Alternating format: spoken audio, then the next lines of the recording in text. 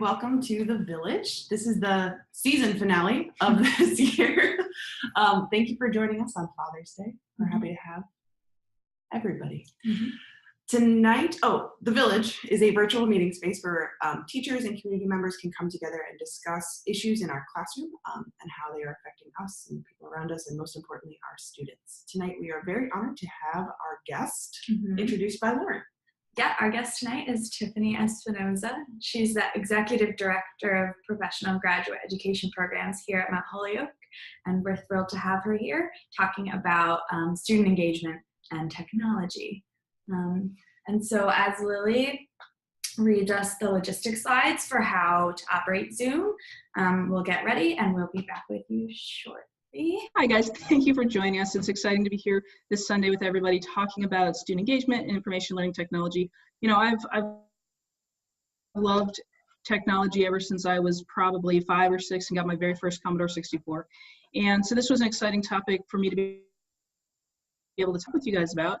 You know, my day job is actually working with graduate students, but my master's degree is actually in information learning technologies and education. So I wanted to talk with you guys about some of the tools that I've seen that I thought would be really great, regardless if you're in K through 12 or actually in higher ed, and to give you the opportunity to chat with us about some of the technologies that you enjoy as well.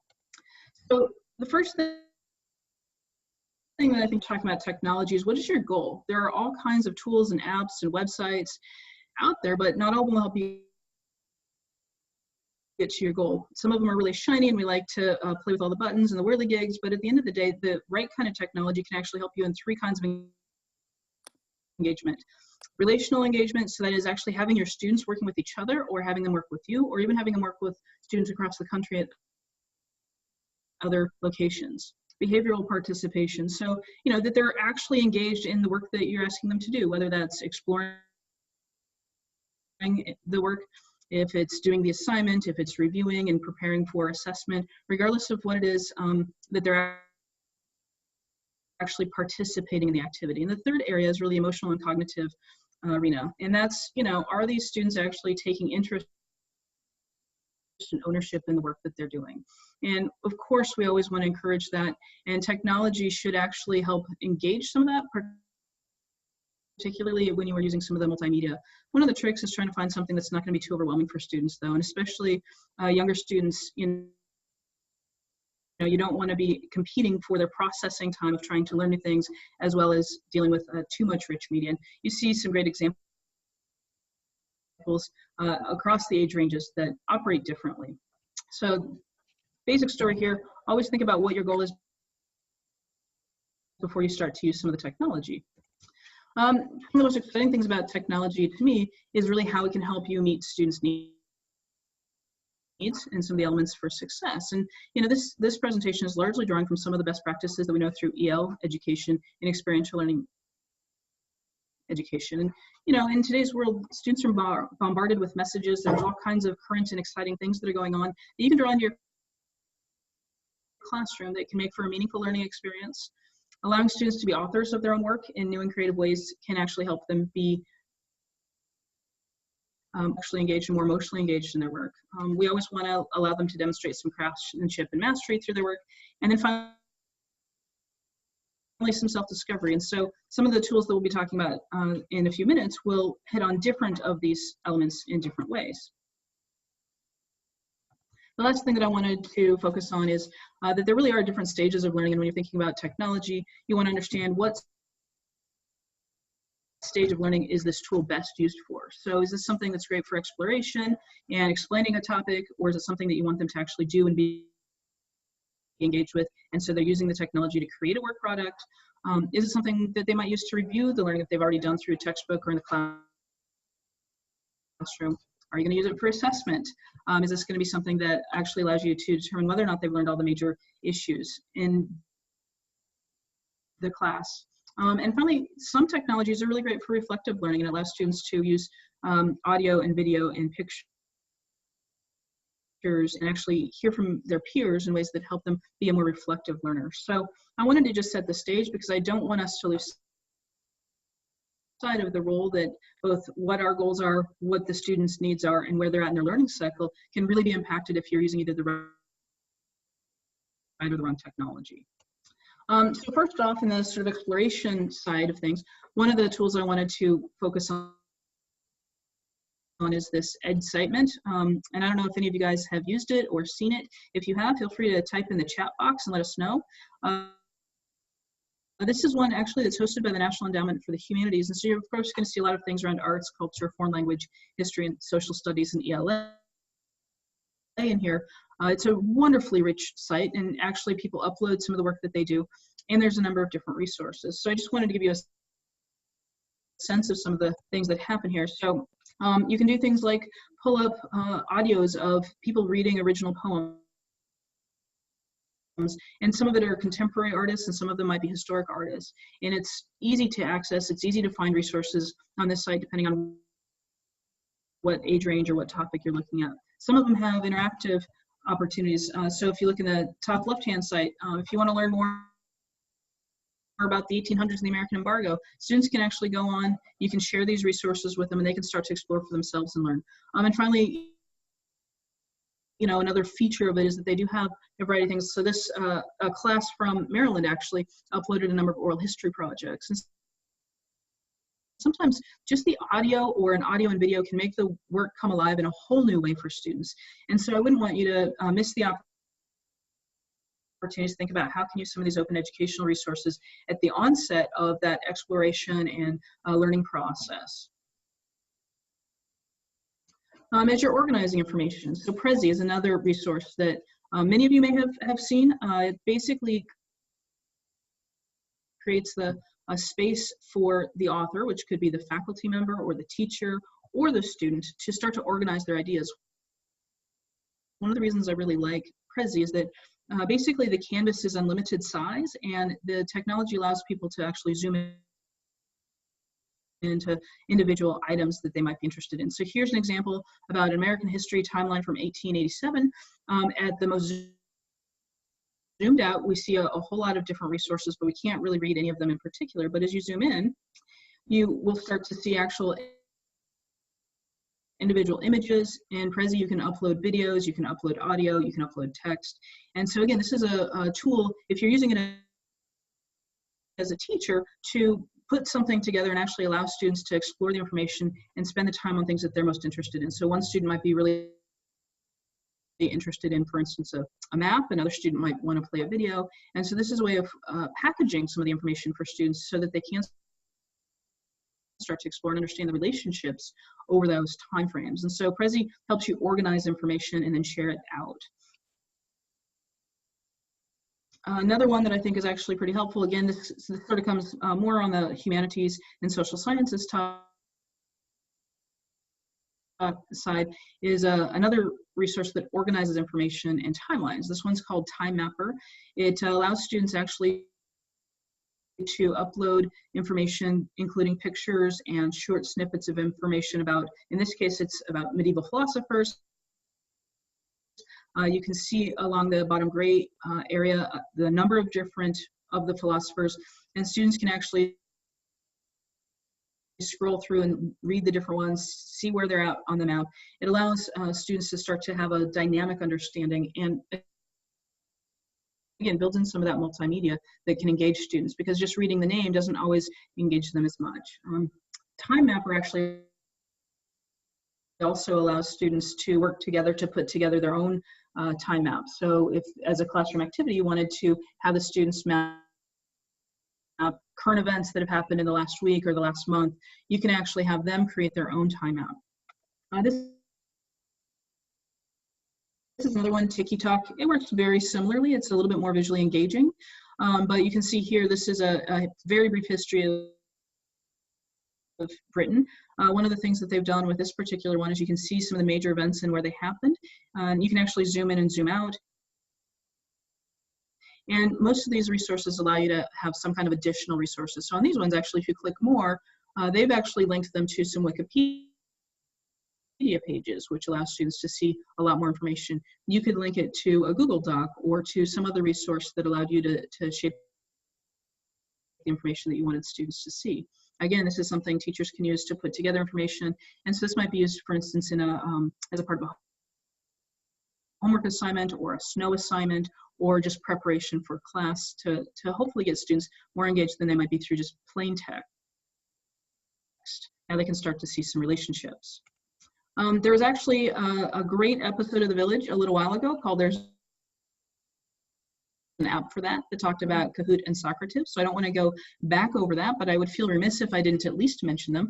They're actually two of the great resources in terms of gamification and helping students either review information or assess information. One of the challenges with some of these kinds of technologies is that you do need to make sure your students have, for instance, handhold technology in order to engage it, but increasingly most of the stuff is available in web apps or phones or in things that are more ubiquitous across classes and classrooms in America, which is exciting. But gamification is big. I tend to find it more useful though in that review and assessment stage rather than exploring knowledge. I wanted to talk for a minute about VoiceThread. This is actually a very media-rich tool. I've seen it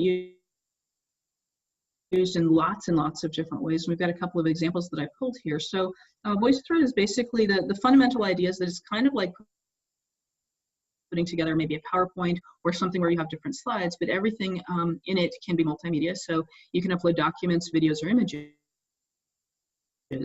But then your students or the participants can actually comment on them. So, and they can comment in text, they can comment by calling in a statement, they can use the microphone if they have a microphone on the computer, they can actually do video, or they can upload a document, which is actually very exciting as you're trying to engage multiple modes of learning. And so here I've got a couple of just static examples. One is an example that it looks like, so someone's actually giving a lecture on the broad-winged eagle. They're drawing on the screen to show how tall it is, and you can see the video popping up of the faculty member talking about it. Up in the right-hand corner, one of the things that you can do in VoiceThread is actually write like on a whiteboard on the screen, and that's another way that some faculty members or teachers will actually explain concepts using VoiceThread. So you can create an artifact for students, or you can have students create an artifact and they can interact with each other. So there are some exciting examples that I want to go through here. So here's one of an example of a we're combining language and vocabulary with students actually being able to engage art and then put this actually on VoiceThread. And so here you'll hear the student explaining very briefly their project. Most rivers and lakes are freshwater. Only about 3% of Earth's water is any given time is fresh water. So one of the things that happens with this is that as students are practicing their writing skills, their presentation skills, they can re-record multiple times until they get it the way that they want. And actually in this particular example, it's like a wonderful book. There's actually 39 different pictures and vocabulary words. And so students can then use this as a tool for them to review for an exam, to learn, or to reignite some interest in, oh, wait a second, you know, science can be fun. It also, you know, it's a place that I can engage art as well as technical knowledge. So that's just a sort of fun example from science. Oops. Most rivers and lakes. This is one that students actually read Percy's in the Olympic, oh heck, I just forgot the entire name of it. But they read some stories about Greek mythology, and so they did presentations, and this particular faculty member did an interesting thing as a way of the students researching and then presenting out their information. Students were given the opportunity to research any of the Greek gods. The assignment that the students had to do was to create a wanted poster for one of the Greek gods. Wanted, Nike, the goddess of victory. Nike is also the goddess of speed and strength. Her Roman form is Victoria. She's called the winged goddess because she is often seen with wings. Her mother is Pallas and her father is Styx. They really want her back. Wanted, Athena, help! Athena is lost. Athena was last seen in Athens, and she is famous for serving as a guardian for Athens and for her compassion and generosity. Apollo, the son of Zeus, god of lightning, and Leto, his mother, is human. Apollo has a twin sister, Artemis, the huntress. Apollo is a god of the sun and healing. So one of the things that I really like about this example is that, the activity was based off a book the students read, and they didn't actually need any technological abilities to be able to participate. So they actually created little poster boards with these wanted signs. They, as you can see, colored on them and printed text out and printed out pictures. And then what the faculty member did, or what the teacher did, is just had a microphone and had them speak for a few minutes into it, and then she uploaded everything for them. And so all of a sudden it becomes much more interesting than even if we just did a poster session around the classroom of these wanted posters. It's also a great way for students to start to exchange some information. So let's look at the next example. Students. This actually is one of my favorite examples. It's a collaborative drawing, poem, and music example that spans multiple classrooms. And this is a integrating arts example. Here is an example of a voice thread that begins as a truly simple project that any teacher could implement easily. But you'll see how it then transforms into something much richer and more complex over time. So it started with the teacher of a class of second graders in Utah uploading the students' artwork and having each of them record a verbal explanation of the meaning of their work. Let's just take a listen to just one of them. And as you're listening, think of the benefits of this recording process to both the student doing the recording, but also to their parents and the teacher. My picture is about a place that's in my dreams, and it has clouds and lots of flowers. Okay, that was wonderful. And this activity is an easy one to replicate, and it would have been just fine if it had ended there. But the teacher then did something that really needs to become more commonplace, which is that she sent this voice thread off to a 9th grade English class in Colorado, where the students there were each assigned an image and wrote an original poem for it. They then recorded it onto the original piece by the 2nd grader. Let's take a look at one of those. Dream of my dreams, that place where I want to go. The beauty surrounds me. The scent of a million flowers is almost overwhelming. There are roses, tulips, lilacs, violets, and daisies. A rainbow of color all around. This display of a simple and peaceful life that does not exist outside this little meadow. So the simplicity of it all. And if that wasn't incredible enough, the teacher then did it again. She then sent the exact same voice thread off to a 5th and 6th grade music composition class in Texas, where the students there composed and then recorded original music, again inspired by the 2nd graders' original work.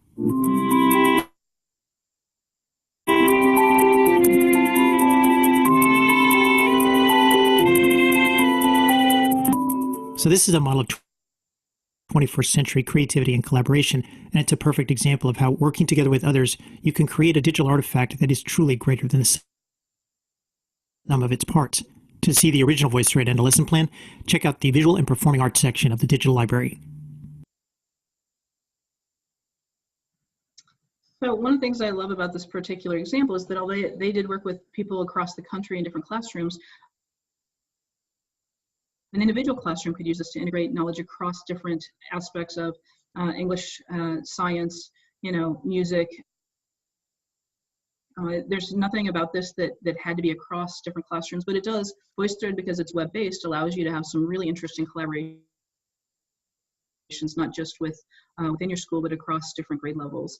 And for the students to actually see this stuff come alive, because now not only can the 2nd graders see it, but so can the 9th graders and the 6th graders who did the music. So, there's some exciting things. One of the reasons I wanted to actually show you an example of the students doing the work is that there's something strong and impactful about hearing student voices that's vastly different than if they had just written text or exchanged pictures or images. Now, that I think leads us well into this last piece, and there's a out there that says publicly sharing work really does help students. It helps them when they're approaching their work, do it with more thoughtfulness and more pride. And, there's lots of different ways to share it out. So EdScitement, which we started with, Prezi, VoiceThread, many of these platforms actually allow you to share work. The one that we just looked at was just shared publicly on VoiceThread. One of the things that does is the students do take their work a lot more seriously, but it gets it out there in a way that makes it real and relevant. And it's also great for us as educators because we can get some really great ideas from looking at what else is going on. I actually really like what the Share Your Learning is doing too, because they're also encouraging exhibitions of learning and student-led conferences. So I could see a really neat project where maybe multiple classes across the district or across the state did an exhibition of learning on a particular topic that most of the students were doing. And so all of a sudden you start to see yourself not just in your own classroom, but in relationship to other work that's happening out there. And this is the last piece that I wanted to share on publicly sharing work. So we here at Mount Holyoke are actually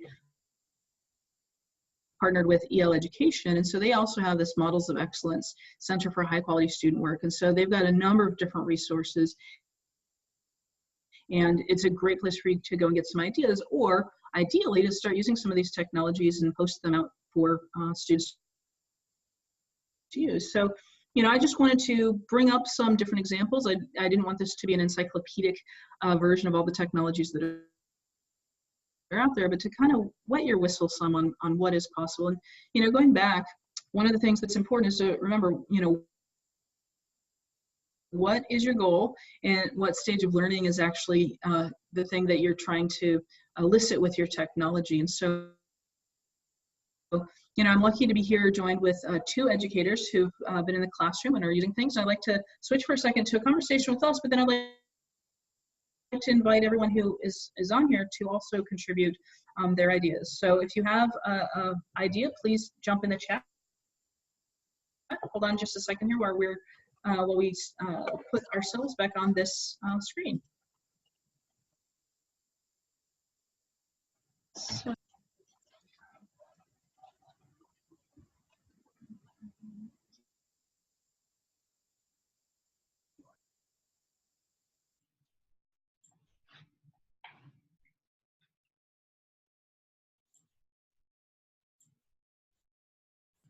There we go.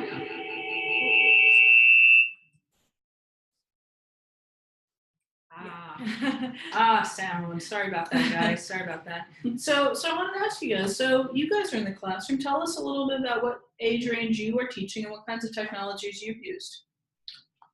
I'll go first. Okay.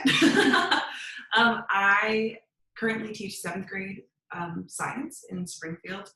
We just went one-to-one with our laptops, and our students are actually able to take their laptops home with them as well. We toyed with the idea of getting hotspots for students who didn't have internet access at home. We couldn't find a cost-effective way to do it, unfortunately, but we did work around that for them at the school. So there were a lot of assignments that were offline documents that they could access regardless of internet access at home. I also in my classroom have a projector and a Mimeo, which mimics a smartboard, except it projects an infrared screen onto a whiteboard, and you can manipulate things or do stuff from your computer. So it's a lowbrow version of a smartboard, I guess is what I would call it. So that's my technology. Nice. And what are you using? Yeah, so I teach 9th grade English and 11th and 12th, and the school I work at, 9th graders all have their own Chromebooks this year, and they're going to phase it in. And so as an English teacher, it's really easy to use the Google Suite for rolling out assignments, and it helps at the organization level. It's almost entirely a paperless classroom. All the assignments are posted on Classroom, and then kids keep them in their drives. So we have 24/7 access to them. So there's not really this issue of late work or I lost my work. It's just always living there. And so we can always give partial credit, which I think is really helpful, rather than a kid who's like, I'm afraid to hand it in because it's not done. And it's just there. And then on the editing piece, it can make it a much more inclusive process because students can share their work with each other. They can leave comments. They get practice at looking at each other's work.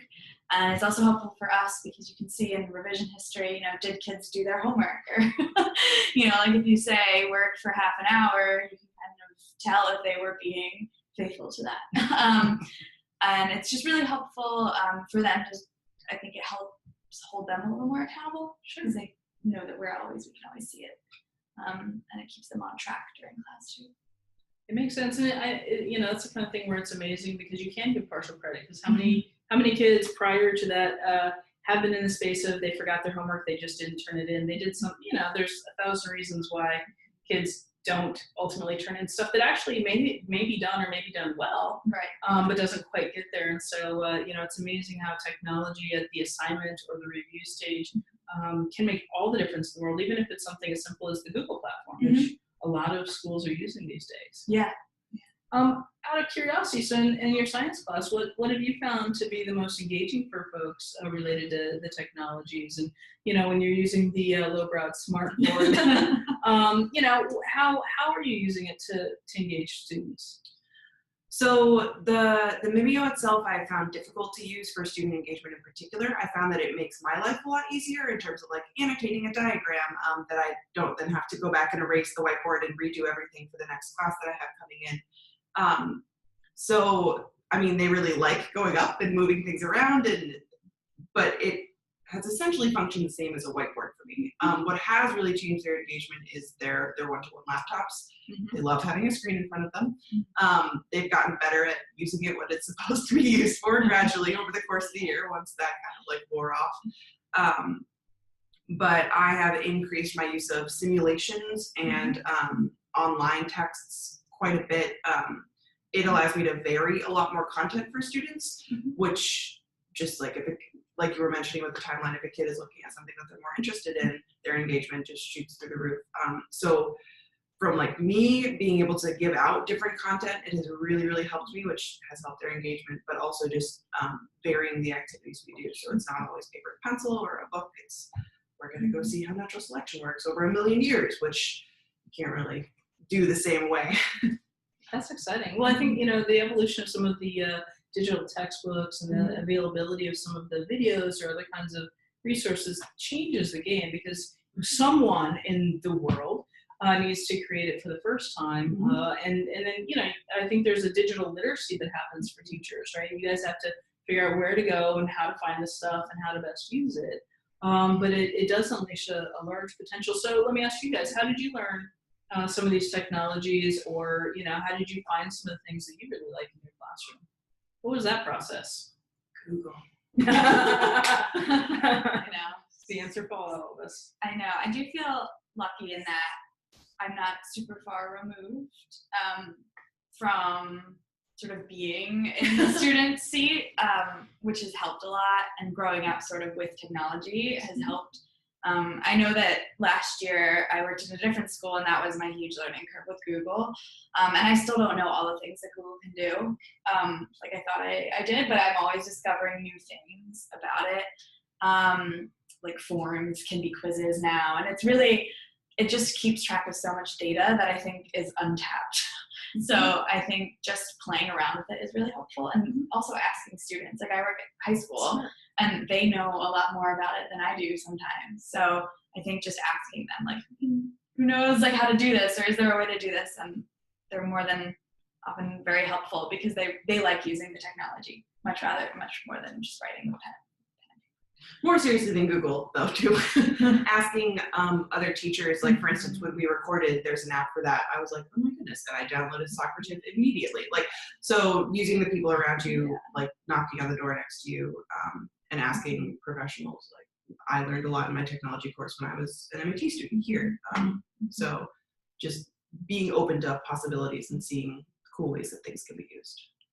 And I love the world in which actually your students might be as much a resource for new ideas or new ways to use things. And some of it is, they're seeing multiple teachers or they're doing the stuff out of their own curiosity. I mean, I think, we are working in a world in which students are in a fairly different world than many of us were when we were growing up. And the technology was maybe relegated to writing a paper, or maybe there wasn't a lot of technology included in our work. So are there any people at schools generally that you found, are there any coaches or any kinds of people in general that you would suggest folks talk to, or just all of their peers? I think like librarians usually have a pretty good read on it because they're constantly having to get new technology and subscribe to new things. And so they're pretty much the people that know what resources are available to the faculty at that particular school. That's always who I would ask first. Yeah, I've known a fair number of folks who've gone through library school, and anyone who's done that in the past decade, a lot of it is about information learning. It's about technologies. It's about resources. There are these great, rich places to go. But, it's funny because a lot of people don't think to go to the librarian. Right. Because it's almost just obvious. Exactly. But, and that's the school librarians, but also public librarians, research librarians, and academia. A lot of these folks will talk to you, regardless of whether or not you have a particular affiliation. And frankly, some of my nerdiest technology friends where I learn things go, wow, mind blown, actually are librarians. Yeah. So it's an exciting free resource, and they're actual humans we can talk to. And, it's my I know, right? Yeah. I would say if you have instructional leadership in your content area, they might be able to provide some resources. I know that we in our district provide a lot of PD for those people specifically and how they can message that information out to their teachers. So they might be sitting on something great, just waiting for a PD day to give it to you, but you can do it sooner. Nice. And are there any technologies that you guys have found that aren't sort of the normal ones that you're using that you might want to mention to our audience? So you said that when you learned about Socrative, you downloaded it immediately, and that was very helpful. Are there any other hidden resources that you guys can think of, websites that you like? Audible, especially as an ELA teacher, it makes it really easy. Tell us what Audible is. Oh yeah, sorry. Audible is a website that has it's a huge library of audiobooks, and often a lot of schools are already subscribed to it, and you just have to get the login information, and you can have access to the school's library of books. I think Amazon owns it, so it's really extensive. Almost every book you can think of has an audiobook, and a lot of them are read by really dynamic actors and actresses. Right now we're doing The Odyssey, read by Ian McKellen, which the kids love. Nice. But I think it makes it really easy to differentiate within the classroom in a way that's not stigmatizing to students. And so, we try and switch it up from reading out loud to them or having them do independent reading, but sometimes that's really difficult. And so it's really easy to just hand a kid a parent and be like, use your Chromebook, and we'll post the link to the Audible, and they'll be able to listen to it that way. And for homework, it's really great. There's also a lot of audiobooks just on YouTube. So, you can say, listen to it on the bus ride home, and you're done your English homework. And I think, and a lot of kids really like it, and it gets them reading more than they would have. They just had to sit there with a book in their hand. Absolutely. It's interesting. I was just having a conversation with a librarian about the whole, well, if you have written text versus audio, like, is there attention and people listening to it versus reading? And, one of the things that came out of our discussion was that in some ways there's such different mediums, right? And it's really about what is your goal in terms of engaging with the text. Is it about really understanding the story and the narrative arc and the character development, or is it about, really some of those technical aspects of reading? There's some books for which the meaning is unlocked in a vastly different way when you're listening to it than when you're reading, especially for people who might struggle. It's an interesting way to kindle that excitement. And that's, I did not know that a lot of places had Audible as part of their subscription services. And, if you're in Massachusetts, the Boston Public Library has an extensive library of audiobooks, but it's, I think it's really about thinking about what is my goal in terms of being able to have a productive discussion with students about this, or, getting them engaged and kindling that flame. That's a great suggestion. Did you have one? I was just going to say, if anybody isn't fortunate enough to have Google Classrooms and instead by your district you were given Office 365, for instance, I'm not sure what, obviously I don't know what they have in other districts, but Office 365 has been mirroring a lot of what's been going on in Google Classrooms, and the more that I've explored it, the more I've realized that it's more functional than I was willing to admit that it would be in the beginning. So they have a lot of really great options for collaboration, and they've geared up specifically towards students and assignments and turning things in, and it's come a long way. So if you have that, explore it. It's worth exploring. All the different apps are actually very functional. Nice. And have you Googled how to use some of them, or is it embedded in Microsoft Office that they have some nice tutorials? There are some nice tutorials. I usually find that watching a YouTube video about it is the easiest way for me because I don't want to click through all the reading things. But also just talking, like I have an ELA teacher who lives next door to me, and she explored one app and I explored the other, and then we came together and shared and decided on which one was going to fit our purposes better. Nice, Yeah. nice. I think, that's part of what's exciting to me about technology is that it's not just a student with a screen by themselves, and it's not just you with a screen, but actually done well. It really is a collaborative endeavor, whether you're learning how to use the technologies or you're engaging like the second grade class in the example. So I'd like to open up if there's any other thoughts with my co-host here, or if anyone that's chimed in here has some ideas of their own in terms of, what's worked for you, what are you using in your classroom? Because again, we're better when we're actually working together, and that's the whole idea of the village, right? That we're engaged as a group of folks that are facing different kinds of challenges, but also different kinds of opportunities. So if you have any suggestions or ideas, we're opening up the chats.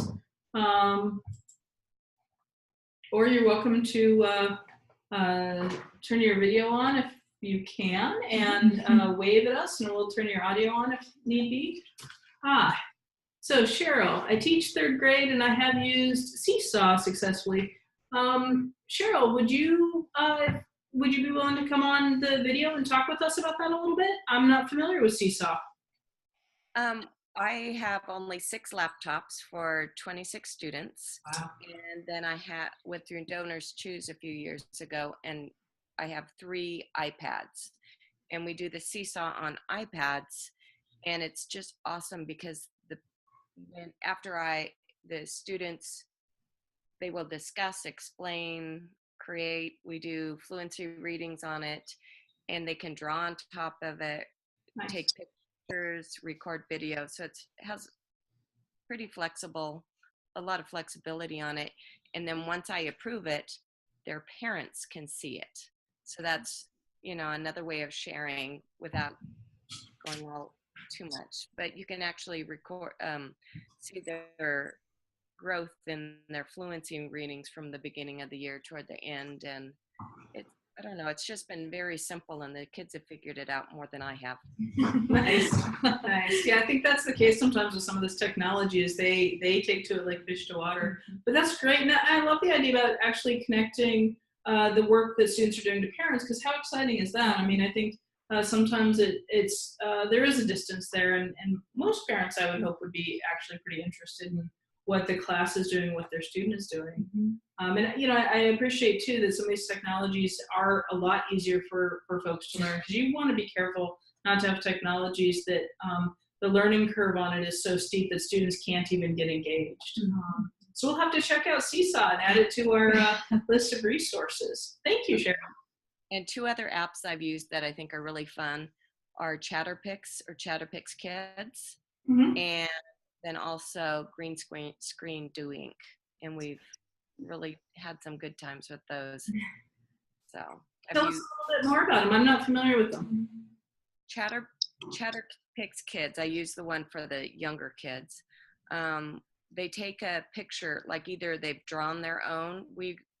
I had the kids write biographies about their partners, so they both were writing about each other.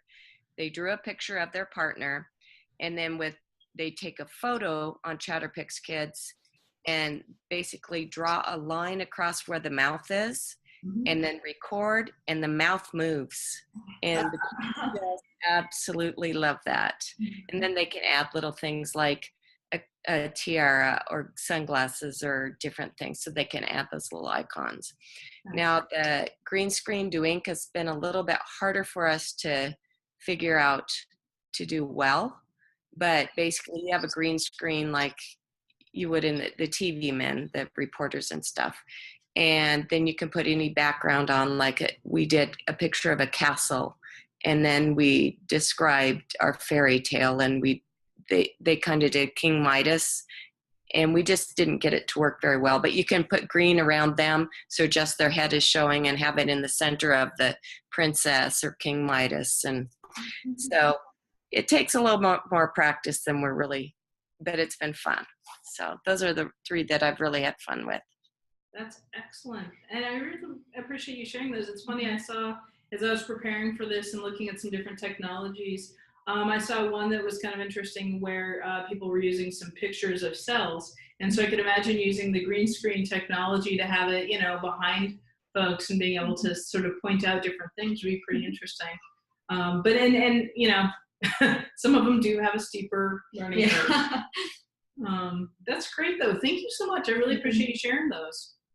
I think it's through being able to actually use these things that you figure out, oh, this was easy for folks to use, or this took a little bit of time for my students to get used to, or, frankly, we're going to do things that are more fun for ourselves too, where the curve isn't too bad and where we can really see some engagement with our students and excitement, because it's so great to see their eyes light up. Yeah. And we all know the difference.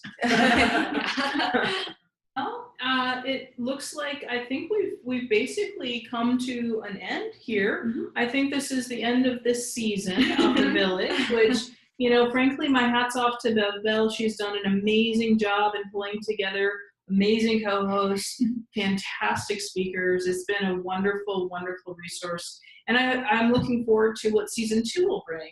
I think being able to have the space for us to actually talk about what's going on in our classrooms and what some of the opportunities and challenges. And when we look back across the past year, we've talked about what's going on in unions and how do we engage folks with different kinds of texts and STEM education, and it's been a really wonderful, rich group of topics. If you're not familiar, you should definitely know that we put these on YouTube and we try to make the resources available to folks. It's not just you have to be here on Sunday night, because that's not the best use of information, right? We want it to be free, and we want it to really go out and make change in the world. So if you have any ideas for the next season of The Village, please feel free to email us here at the graduate programs at Mount Holyoke. And with that, would you guys like to say anything in conclusion? No, just thank you for letting us spend this past year with you all discussing really interesting topics like Tiffany mentioned, and it's been a really educational experience. Yeah, thank you for joining our conversations. I definitely came away with more information than I thought would be a co-host of a webinar, so it's been wonderful to spend this time with you all. Thanks. Yeah. Well, thank you all, and we look forward. We'll keep you posted about season 2 as soon as we get it all figured out. So we'll see you in the fall. Enjoy your summer, everybody. Yeah. Have a good night.